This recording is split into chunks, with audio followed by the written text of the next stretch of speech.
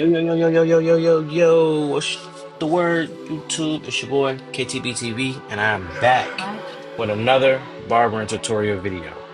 In today's video, we are going to be doing another mid fade, right? It seems like I get a lot of love when I do these fade videos, so I'm bringing another one back. All right, so to kick this video off, you want to comb everything down, right? Stretch the hair out. And then we're going to start off with the clipper no guard all the way closed, and then we're going to set our first initial guideline. It's technically not bald because those clippers aren't zero gap. I still ain't zero gap them. I kind of like them not being zero gap, man, if I'm gonna be completely honest, right? um it's not all the way bald, but it's right under bald, like it's right above bald, my bad. And I like the way it fits. So then coming in right after that, we're going to open that guard all the way up, or that lever, my apologies, and we're gonna go up about a half of an inch or a finger's width, and we just gonna do the same thing all the way around the hair, right? Keeping that consistency. Y'all see I kind of scoop out towards the end.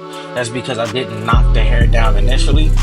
Now, if you want to make your workspace easier to work with, that's completely up to you. But me personally, I don't always have to. If I do knock it down, I probably knock it down with like a 2 or 1.5, depending on what length the client might want. But yeah, you keep everything consistent, man. Cut one, comb one, cut one, comb one. Now, as you can see in the back of my client's head, he has those little folds, right? So I'm gonna show y'all how to get into those and how to work those to actually make the hair fit, right? Now, we're gonna take that line out that we just set in. So what you do is you drop that notch, and we're gonna do that detail work in the middle of us fading.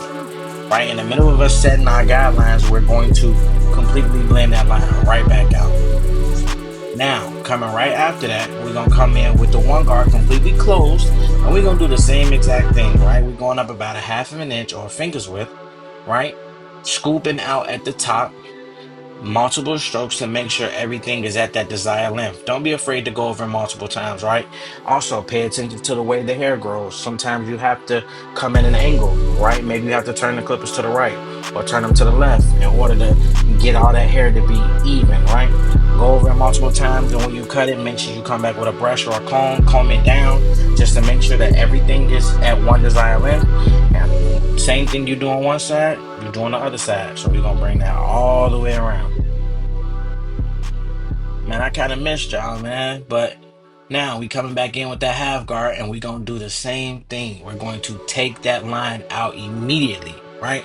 So now I come in with the half guard all the way open. We're gonna flick at it. We're going all the way up. I'll say maybe about a centimeter or so underneath that one guard, right? All the way closed. As you notice, that half guard all the way open is basically right under that one guard all the way closed. So then the only thing we can do from there is take that notch down one lever at a time, right? That's the notching method, until that line is completely taken out, right? I like to do this step right here in sections, right? I'll do one side of the head, then I'll go to the back. I'll do the entire back. Once that's blended out, I'll go to the other side of the head and blend it out, just to keep my symmetry in order, right? Just to make sure I'm getting everything to the length that I want it to be at. Now, don't be intimidated by creases in your client's hair, right? Sometimes they have those, right? All you have to do is take your thumb and you stretch the skin out, right? Once you stretch the skin, you create a little bit more space for yourself, and you just get in those areas and you work those areas like you would anything else. Just take your time with it, man. Be consistent. Now, I'm going to knock this down with the 1.5 completely open. Was that closed? I think that's closed. Yeah, that's 1.5 all the way closed, right? So when I knock the hair down, I like to knock it down after I set my first initial fade guidelines, because you'll notice once you knock it down closed, you flip the clipper back against the grain, you open it up, and it's gonna blend right into it, right? It just works better for me. You know what I'm saying? You try however you want to, or whatever works best for you, but you know, that's what I like to do. And then the same thing, you're gonna knock that front lining down, lay all that hair down, so that way when you come in and do the lining, it's gonna already be laid down for you. Y'all see how I'm using the comb as I'm doing that? Make sure you keep a comb on brushing your hand, bro. I'm telling you, it's very vital. Go over it multiple times just to make sure it's where you want it to be.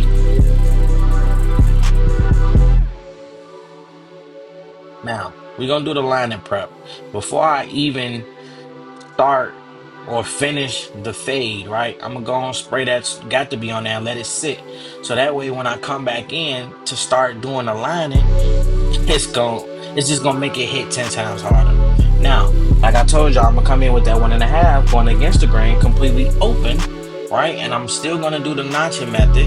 So I'm gonna go open, then I'm gonna close it one notch, hit that, close it one notch, hit that, close it one notch, hit that, close it one notch until everything is completely taken out. Sometimes it won't take it all the way out. You might have to come back in with that one guard all the way open, but that's a part of your detail work, right? So right now what we doing is we just setting it up for that detail work.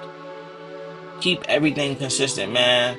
Sometimes you cannot be afraid of the unfinished product. I know sometimes we can be cutting hair, man, and it's not looking the way we want it to look. It's not coming out the way we think that it should come out. But as long as you got steps, as long as you know your steps, as long as you know what it is that you're doing, you know your fading process, follow your fading process, man. Stay true to it.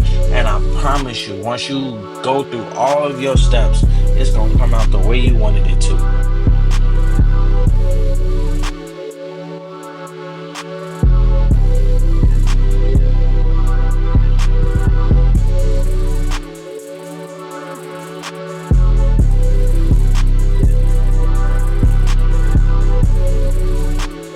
Remember, one thing you do to one side, you do the same thing to the other side, right?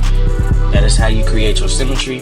That is how you stay consistent, right? That is how you ensure or that you're in the right steps of your fade, right? Sometimes it's easy to get lost in the fade if you fade one whole side and then you come to the other side, then fade the other side, right? Sometimes you might push one fade higher than the other because you kind of lost track of where you started one fade at, right? That's my little tip on why I do one side, or like why I do everything all the way around, so that way I can stay consistent in where I'm at. Now, I came in to do that detail work. I come in with that one guard right in between where I did the one guard closed and the half guard open. I mean the 1.5 guard open. I come in with the one guard open, and you just do that little detail work, right? Using the corners of your blade, right? You see how I'm kind of angling it, using the corners and the flick out motion, right? You may have to drop the lever one notch. You may not. You know what I'm saying? It all depends on the client's hair texture. It all depends on how the fade is looking and if your clippers are zero gapped or not, right? But this is why this is called detail work. Sometimes you may have to grab that half guard. Sometimes you may have to come in with no guard. You may even have to put the 1.5 guard back on, or even the 2. But that's why it's detail work, right? So the more you cut, the more you learn your clippers, the more you learn what you need to use in certain areas, how to attack certain things, or you know what to use, what not to use, how much pressure to apply, if I should turn it this way, if I should angle it this way, right? So you want your clippers to become an extension of your hand, if that makes sense, right? The more you use them, the more you learn them, just like anything else in life. Now, I know I kind of explained this one time before, but the reason I leave the hair down at the bottom of the fade like that is for transition purposes, right? It helps me see my blend even more, right? It helps me know where I'm at. And when you go to clean everything up at the end, it just makes that fade pop even more. That's me personally, right? If you want to try it, please try it. Comment and let me know that you tried it out. You know what I'm saying? If you like that, if you don't like that. I don't know. For me, it's just easier that way, right? It's an easier cleanup at the end. But I mean, you can do it all in the beginning. It's all the same thing, right? Everybody got different ways to skin a cat, but as long as the cat gets skinned at the end of the day, that's all that matters, right? So now, yeah, we just taking our trimmers and we just cleaning it up. Look at that, man.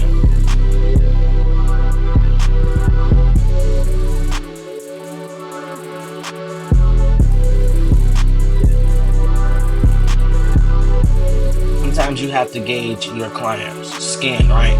Now, as I'm inspecting his skin, I can see that he's already has like ingrown hair bumps on his neck. You know what I'm saying? In at the bottom of his at the nape of his neck. That's what I'm trying to say.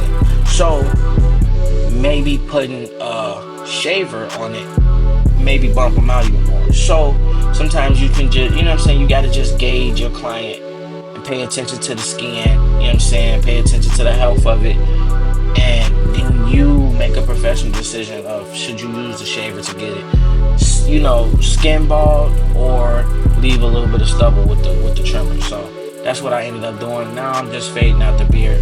To fade out the beard is the exact same steps as fading it. You come in as you do the fade. It's just a reverse fade, right? You start off with the clippers completely open. See, I'll show you here. You start off with the clippers completely open, right? And then you notch. You close it until the line is completely gone, and then you come in with your one guard, and you do the same thing, completely open, notch it, notch it, notch it until you're done. Then you come back in with that half guard, and you blend that line out. Then you come back in after you blend this line out. You put the 1.5 guard on. You do the same thing, and then you notch it, right? 1.5 completely open. Close it a lever, close it a lever, right. You know what I'm saying? You see, I kind of had to ask the client to take his AirPod out, right? So it'd be easier for me to do that. Then you come back in with the one guard, and then you just complete that blend out, right? Now, I went a little further. He had a little bit more hair, so that's the two guard, right? You work your way down, right? Now, I noticed that once I did my fade, the sides were lighter. So guess what I did on the front lineup? I came in with the one guard completely open, and I knocked that hair down even more, so that way it'll match the sides, right? Now remember, I already did the lining prep, right? I already sprayed it with the got to be. So when I come in with the trimmers, it's already going to leave like a chalky line kind of. You know what I'm saying? Now, these are my babies. I know in a couple of my other videos, some people would be like, oh, those trimmers not hitting. That's not the point of those, right? They're not supposed to overhit. These are the ones that I can use to set my baseline, and that is why I do two lineups. I do a pre-lineup, and then I do my finishing lineup, right, with my hitters. But my pre-lineup are with my babies. I can apply more pressure, right? I can pay more attention to detail with these, right? I can take my time with these because I can leave these on the skin a little bit longer than I can with my hitters, right? So now I can tap the line multiple times with these and not have to worry about the skin being irritated as much, because sometimes people still do have sensitive skin, but I don't have to worry about them being overly irritated because I'm using my babies. I get to apply a little bit more pressure. But even with the babies, right, because I did my lining prep, I laid it down, even the spots that look like there's not a lot of hair there, it still creates a ghost lining, right? It still catches those little bitty hairs, so that way I can see my frame out work for when I come in with the enhancements, if the client wants enhancements, right? And it makes it that much easier for me to do the finishing lining with my hitters. I hope that explains it, right? I know that they don't hit like that. They're not supposed to. Now I'm coming back in with my fibers. Y'all know how I like to spray with the fibers. No card, no nothing.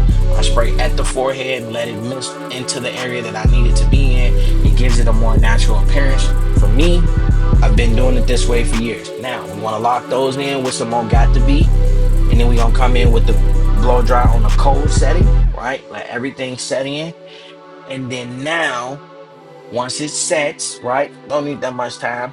You're going to come back in with the hitters. And now these are the tap and goes, right? It don't look like it's doing too much because I already set the foundation and I didn't overspray the enhancements. I lightly sprayed it to give it a natural appearance. But you come back in with the final touches with the hitters, right? You could tap at the line a couple times, and go, because I've already set a foundation in with the babies. So if you want to try that method, man, get you two pair of trimmers, one use zero gap, and you set. Me, I prefer the gold blade over the charcoal or the black blades. In my opinion, the black blades are a lot sharper than the gold blades, right? The gold blades glide a little bit smoother for me personally. That is why most of my hitters will be set with the gold blade. Now with the black blade, I can use those as babies because out of the box they're already sharp. So I've found that when you over zero gap black blades, it's easier to cut or irritate the skin of a client because of how sharp the teeth are. Now you come back in with your straight razor after you've changed it, right? Make sure you're changing your razor for every client, sanitary, right?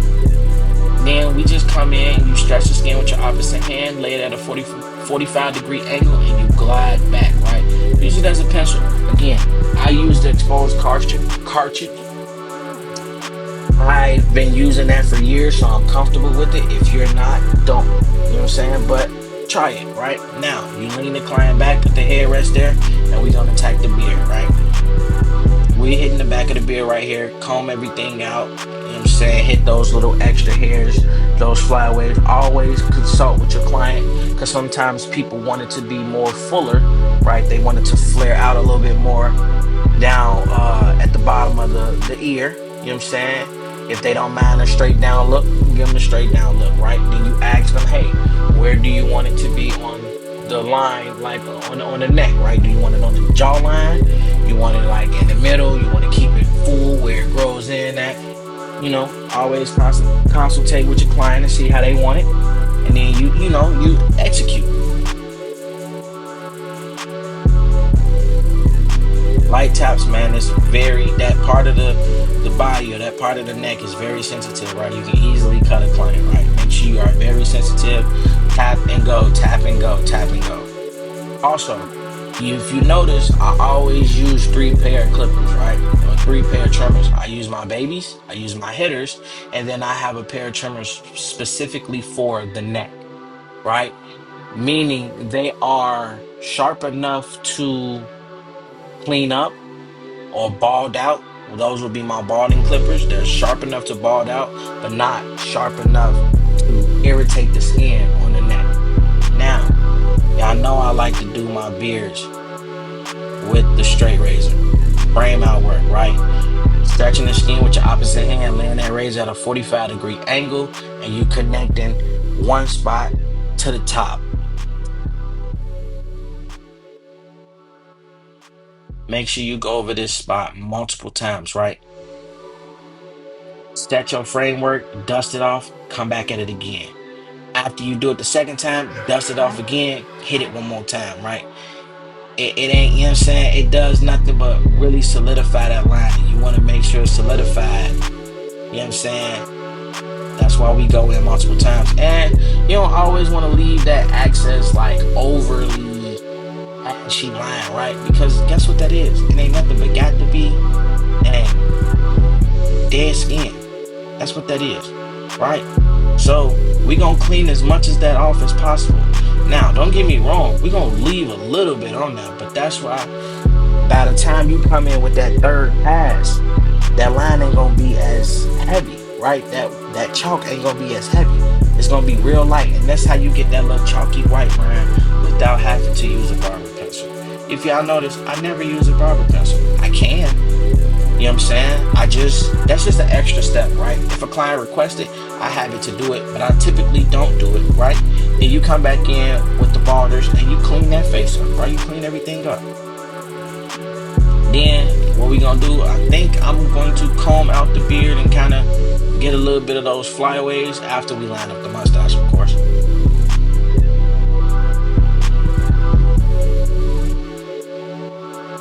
Everything coming together, man.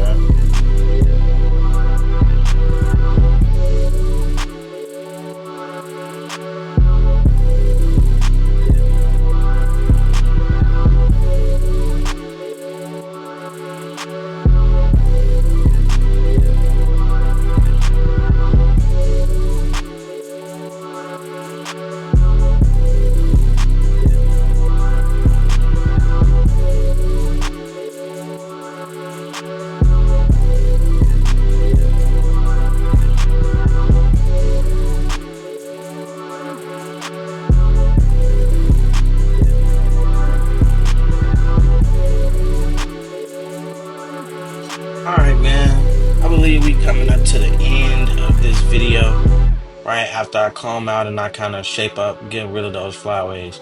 Man, I just want to say I appreciate all the love I have been receiving from everybody. I know it's been a couple months since I posted a video, but y'all have been commenting and watching my old videos. My most watched video is at like 8.1K. So I really appreciate y'all, man. We are at like 270 some subs. We on our way to 500. And after that 500, we gonna get to 1,000, man. But hey, if you enjoyed this video, make sure you like, comment, and subscribe, and I'll catch you in the next one.